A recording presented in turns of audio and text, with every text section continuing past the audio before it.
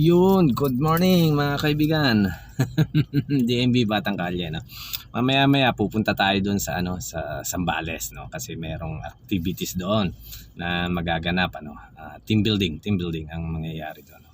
So, sige, titingnan natin kung sino man ang makakausap natin doon, yun ang kakausapin natin, Mga 5 oras siguro to ang biyahe. Depende sa takbuhan, kung mabilis or mabagal, no. So paano mga kaibigan, sa mamaya ha, okay, kita-kits sa Zambales.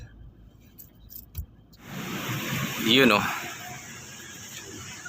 Ayun, good morning boss. Nagbablog kasi ako, pwede ba tayo mag-usap, makapagkwentuhan lang? Matagal ka na rito boss? 2 years na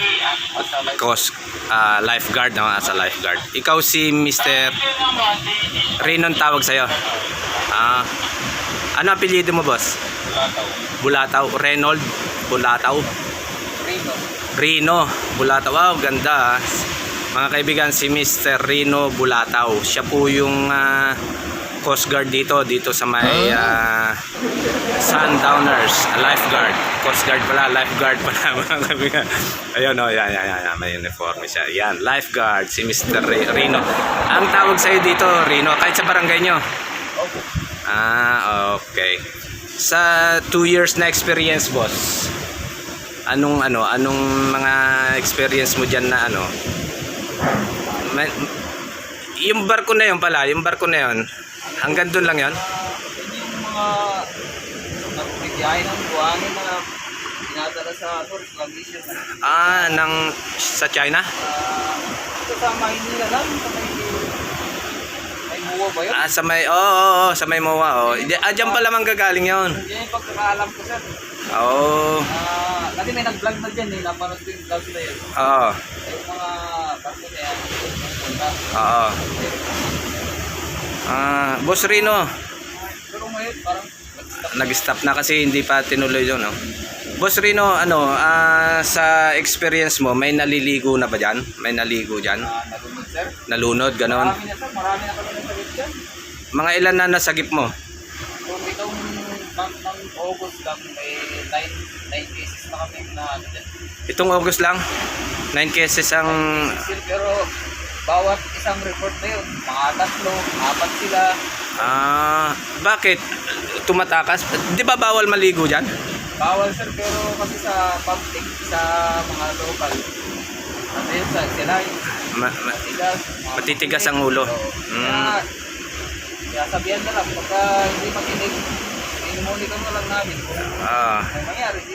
Sasagipin nyo na lang Rescue na lang namin. Sa mga guests namin, walang problema kasi na-inform na delikado kasi malakas ang alon, no. Yun, no. Boss Rino, sa 2 taon mo rito, okay naman, no? Mabait naman yung maamo nyo, no? Ay, sobrang bait, sir. Boss lang namin dito, wala kang magsabi. Sobrang bait, no. Mga ilang empleyado to, itong Sundowners na to? Hindi ako magkakabali, siguro nasa 80 plus. Ang dami, ang dami. Ganun siya kabait kasi kung hindi mabait yung boss nyo, hindi siya magkakayaro ng empleyadong ganon. Boss Rino, pwede ba matanong, ano ba to? Yan. Yan yung mga gamit nyo, no? Sige boss. Yan. Napansin ko lang mga kaibigan, yung mga gamit ni Boss Rino dito, no?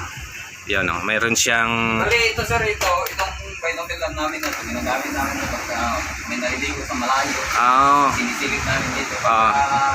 Nakita namin na alangan. Re-rescue kayo. Ibig sabihin meron kayong speedboat. Wala, sir. Pero punta lang namin. Meron pa kami re-rescue dito na... Ayan, ito yung sa area nila, no, mga kaibigan. At namomonitor nila yon. Sa pamamagitan yan, tsaka may telescope pa, Namomonitor nila yon doon, yan, dyan, hanggang doon, yan. Minsan daw may mga, doon sa public daw mga kaibigan, naliligo sila, no, naliligo, kaya hindi naman nila mapigilan. So yung pagdating doon, ano na lang, nire-rescue na lang nila, no. Ayon sa kanya, meron daw 6 na cases na ang nangyari dito. Siyam, no. Boss Rino, ano yan? Ito yung mga gamit niya mga kaibigan. Binocular na isa. Maganda rin po. Oo. Pero Mas maganda yan. Oo. Okay din naman siya. Tapos yan, Ito pagka halimbawa talagang may makulit dyan. sasabihan mo. Inala namin na Yan. Yan, ganyan. ako yung attention nila. Ayan. Tapos, maingay. Tapos, Siyempre meron kami mga respirators din namin. Ito yung rescue rescue tube. tube. Tapos ito, yung can. Rescue ano yan? Can naman daw. Rescue ano? Rescue Kan? can. Anong ano yan? Nasa dibdib mo lang yan or ano? Ay, yung inahagis yan, di ba?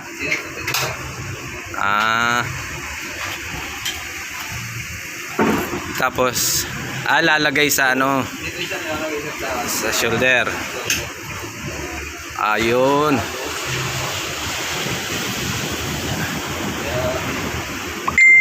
Ganyan. Tapos pag makuha ko yung victim, Diyan nakakapit. hawak na siya dito, tapos Hihilahin mo na. hilahin mo naman siya. Hindi mo pwedeng hawakan sa likod, no?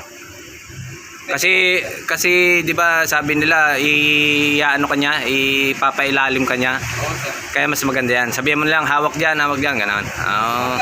Conscious pa siya, pero parang wala nang malay, dadalhin mo. Ayan, pag wala nang malay, Kasi ito, parang nakapitan mo na yung victim, tapos iikot siya dito.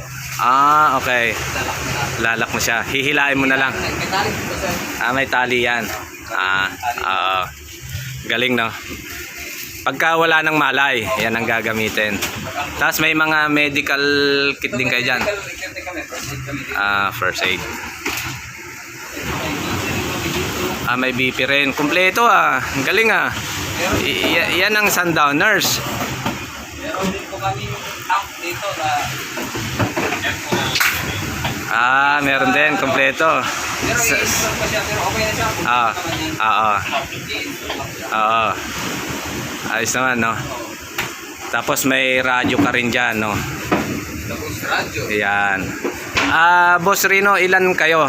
Ilan kayo nagjo-duty rito sa Sundowners? Ang lifeguard dito sa amin, tatlo. 3 ang lifeguard. Ang duty namin, may halimbawa, ako yung First shift. 7 to 4. 7 to 4. Tapos yung susunod sa akin, 9 to 6. 9 to 6 na.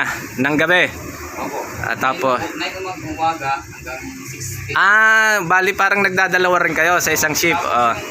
Last shift namin yung 6. 10 to 7. 10 to 7. So 7. 10 a.m. hanggang 7 p.m. Kasi 7 p.m. wala kang maliligo. Oo nga, no? 6 p.m. pa lang pinapakyat na. Wala lang maliligo dyan. Ngayon, kasalanan na nila pag may tumakas. Na-guess. Nag-guess. Tama. Tapos, siyempre, parang